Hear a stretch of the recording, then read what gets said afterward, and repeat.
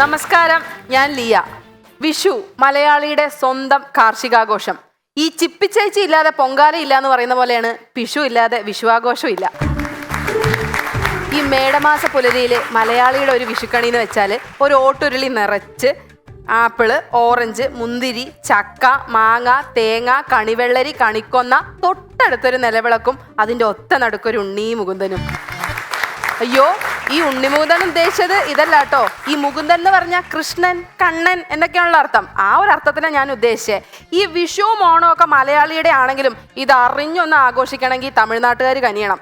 പച്ചക്കറി വേണമെങ്കിൽ പൊള്ളാച്ചിയിൽ മാരിമുത്തു വിത്തിടണം. പൂക്കളം ഇടണമെങ്കിൽ തോവാളയിൽ ജയന്തി ജമന്തി നടണം. ഇനിയൊന്ന് പടക്കം പൊട്ടിച്ച് ആഘോഷിക്കണമെങ്കിൽ ശിവകാശിയിൽ ശെൽവരാജ് ഇരുന്ന് പണിയെടുക്കണം. നമ്മൾ ചോദിച്ചാൽ പറയും ഞങ്ങൾ കൺസ്യൂമർ സ്റ്റേറ്റാന്ന്. ഒന്നുമല്ല, മടിയാ. മലയാളിക്ക് മടിയില്ലാത്ത ഒരൊറ്റ കാര്യമേ ഉള്ളൂ, അത് കുടിയാ.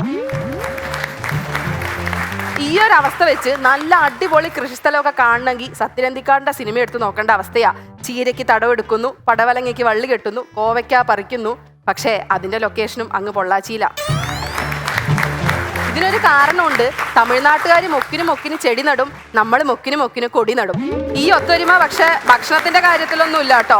ഭക്ഷണത്തിന്റെ കാര്യത്തിലേക്ക് വരുമ്പോൾ വിഷുവിന് തെക്കോട്ട് വെജ് ആണെങ്കിൽ വടക്കോട്ട് നോൺ വെജാ. ഓണത്തിന് തെക്കോട്ട് നോൺ വെജ് ആണെങ്കിൽ വടക്കോട്ട് വെജ്. വെറുതെ അല്ല നിങ്ങൾ തെക്ക് വടക്ക് നടക്കണമല്ലേ.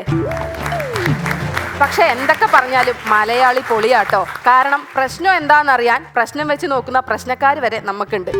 ഈ മലയാളികളുടെ കാര്യം പറയുമ്പോൾ സത്യം പറഞ്ഞ മലയാളികൾക്കാണ് പ്രശ്നം. മലയാളികൾ ഭയങ്കര സഹായ മനസ്കതയുള്ളവരാ. കാലത്ത് മുതൽ വൈകിട്ട് പട്ടിയെ പോലെ പണിയെടുത്ത് പൈസ ഉണ്ടാക്കും. എന്നിട്ട് ഡെയിലി അടിക്കുന്ന മദ്യവും അടിക്കാത്ത ലോട്ടറിയും എടുത്ത് സർക്കാരിനെ സഹായിക്കും.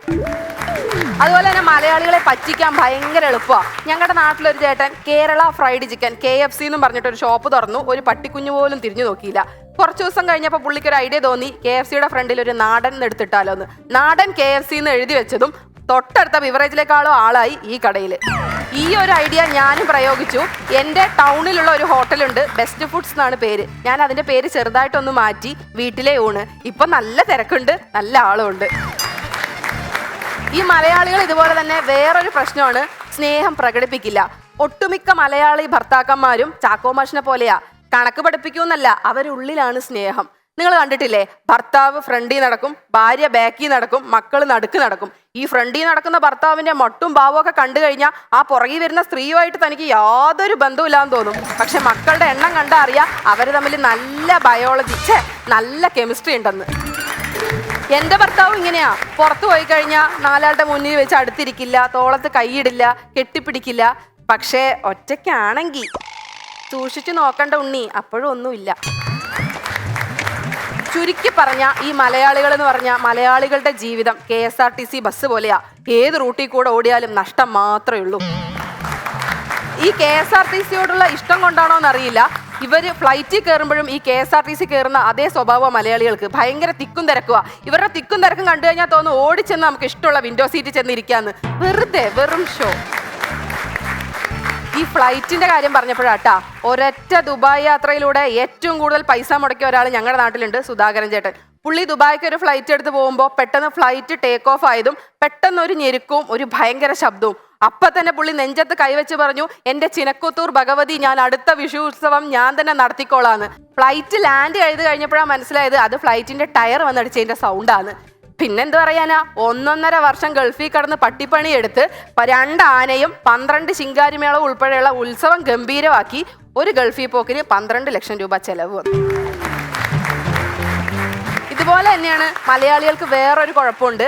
എടാ വിഷുവൊക്കെ എന്താ, ഓണമൊക്കെ ആയില്ലേ, വിഷുവൊക്കെ ആയില്ലേ എന്നൊക്കെ ചോദിച്ചാൽ പറയും, എന്ത് വിഷു എന്ത് ഓണം, ഇങ്ങനെ പോകുന്നു എന്നൊക്കെ. ഇന്ന് അവൻ്റെ വീട്ടിൽ ഉച്ചയ്ക്ക് പോയി നോക്കിയാൽ കാണാം 4 വക പായസം കൂട്ടി ഊണ്, 40,000 രൂപയുടെ ഷോപ്പിംഗ് കഴിഞ്ഞിരിക്കുന്ന ഭാര്യ, രാത്രി പൊട്ടിക്കാൻ 25,000 രൂപയുടെ പടക്കം.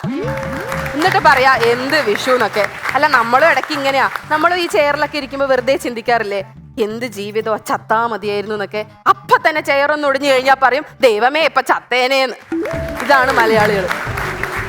ഈ മലയാളികൾ മൊത്തത്തിൽ 2 തരത്തിലേ ഉള്ളൂ. ഒന്ന് ഉണ്ണിമുകുന്ദനെ പോലെ ഡീസൻ്റ് ആയവരും, പിന്നെ ഒന്ന് നല്ലവനായ ഉണ്ണിയെ പോലെ ഡീസൻ്റ് ആയവരും. അപ്പോൾ എല്ലാം പറഞ്ഞ പോലെ ഹാപ്പി വിഷു.